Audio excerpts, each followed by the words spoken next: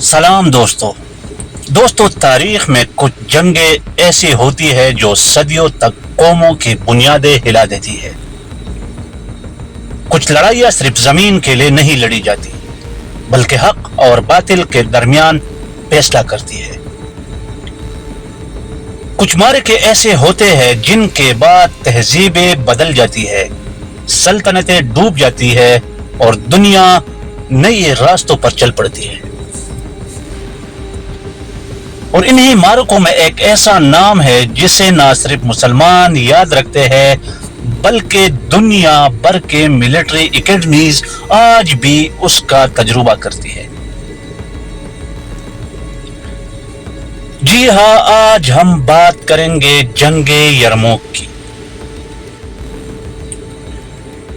ایک ایسی جنگ جہاں دنیا کے سب سے بڑی سلطنت رومی سلطنت ایک ایسی لشکر سے ٹکرائی جس کی تعداد کم، جس کے پاس کمزور ہتھیار مگر جس کے دل ایمان سے بھرے ہوئے تھے۔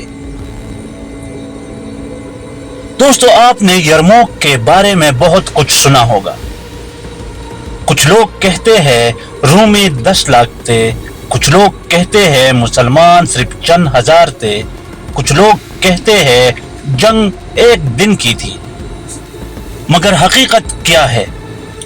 اصل تعداد کیا تھی؟ اصل حکمت عملی کیا تھی؟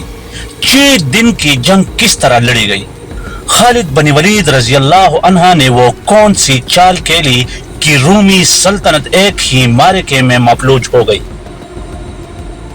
آج ہم ان سب چیزوں کو ڈیپ ریسرچ کے ساتھ، حقائق کے ساتھ جانیں گے۔ اصل تاریخ، خالص حقیقت، بغیر افسانہ، بغیر مبالغہ۔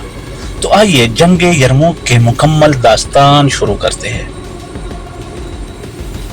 7ویں صدی کا ماحول تھا۔ جزیرہ عرب سے ایک نئی روشنی اٹھی تھی۔ مدینہ میں اسلامی ریاست مضبوط ہو رہی تھی۔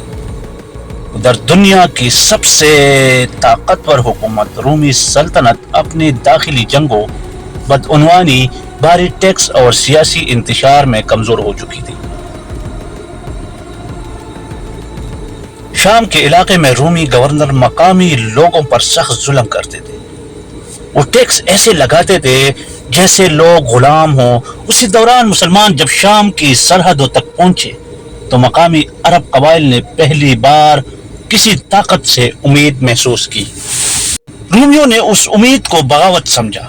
انہوں نے فیصلہ کیا کہ وہ اپنی پوری سلطنت کی طاقت مسلم لشکر پر پھینک دے گی۔ انہوں نے ارمینیا، لبنان اور فلسطین سے فوجیں بلائی۔ مختلف قوموں، یونانی، ارمینی، سب کو ملا کر ایک دیو ہیکل فوج تیار کی گئی۔ مسلمانوں کی تعداد بمشکل 36,000 تھی۔ نہ بھاری ذخیرے، نہ اسٹیل ہیلمٹ، نہ یونانی مشینری، لیکن ان کے ساتھ ایک چیز تھی جو پوری رومی لشکر کے پاس بھی نہیں تھی: ایمان، اتحاد اور سیف اللہ خالد بن ولید رضی اللہ عنہ کی قیادت۔ یرموک کا میدان دونوں فوجوں کے لیے فیصلہ کن تھا۔ ایک طرف کھائیاں، دوسری طرف پہاڑ، درمیان میں کھلا میدان۔ خالد بن ولید رضی اللہ عنہ نے فوج کو ایسے پوزیشن میں کھڑا کیا کہ رومیوں کا حملہ ناکام ہو جائے۔ انہوں نے عورتوں کو پیچھے رکھا تاکہ ہر سپاہی جان لے کہ پیچھے ہٹنے کی کوئی گنجائش نہیں۔ پہلے دن رومیوں نے مسلمانوں کے بائیں حصے پر حملہ کیا۔ دوسرے دن رومیوں نے اپنی لمبی پھیلی ہوئی لائنوں سے نفسیاتی دباؤ بڑھایا، لیکن مسلمان ثابت قدم رہے۔ تیسرے دن کے حملے میں مسلمانوں نے پہلی مرتبہ رومی صفوں کو بھاری نقصان پہنچایا۔ چوتھے دن رومیوں نے عورتوں کا خیمگاہ نشانہ بنایا، مگر مسلمان عورتوں نے خود لڑ کر رومی سپاہیوں کو روک دیا۔ یہ لمحہ مسلمانوں کے اندر ایک نئی آگ لے آیا۔ 5ویں دن خالد بن ولید رضی اللہ عنہ نے وہ عظیم منصوبہ بنایا جو آج تک جنگی تاریخ میں سب سے بہترین چالوں میں شمار ہوتا ہے۔ انہوں نے اپنی گھڑ سوار فوج کو 4 حصوں میں تقسیم کر کے پہلے رومی گھڑ سواروں کو باہر دھکیلا۔ پھر پیدل فوج کو 3 طرف سے گھیر لیا۔ چھٹے دن فیصلہ ہو گیا، رومیوں کی فوج پیچھے کھائیوں میں گری، آگے مسلمانوں کی نیزوں سے ٹکرائی اور باقی بھاگنے لگے۔ ہزاروں رومی وادی رقات کی گہرائی میں جا گرے۔ رومی جرنیل یا مر گئے یا بھاگ گئے۔ مسلمانوں کا نقصان چند ہزار، جبکہ رومیوں کا نقصان 40,000 سے بھی زیادہ تھا۔ اس جنگ نے رومی سلطنت کی مشرقی طاقت ہمیشہ کے لیے ختم کر دی۔ شام فتح ہوا، یروشلم کا راستہ کھلا اور پھر اسلام کی فتوحات مصر سے اندلس تک پھیل گئی۔ یہ جنگ تاریخ کا رخ بدلنے والی تھی اور اس کا اصل ہیرو تھا خالد بن ولید رضی اللہ عنہ۔ پیارے دوستو، خالد بن ولید رضی اللہ عنہ کا نام سنتے ہی دنیا کے جرنیل کھڑے ہو جاتے تھے۔ وہ شخص تھا جس نے اپنی زندگی میں سب سے زیادہ جنگیں لڑی اور کبھی شکست نہیں کھائی۔ قریش کے سردار گھرانے میں پیدا ہوئے، جسمانی طور پر طاقتور، ذہنی طور پر تیز اور پیدائشی لیڈر۔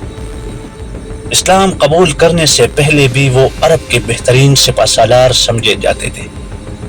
اسلام قبول کیا تو ان کی زندگی بدل گئی۔ احد میں وہ مسلمانوں کے خلاف لڑے، مگر اسلام میں داخل ہونے کے بعد انہی ہاتھوں نے اسلام کے فتوحات کی بنیاد رکھی۔ انہوں نے عراق میں پارسی سلطنت کو ہلا کر رکھ دیا، شام میں رومی سلطنت کے بڑے بڑے جرنیلوں کو شکست دی، اپنی حکمت عملی سے پوری دنیا کو حیران کیا۔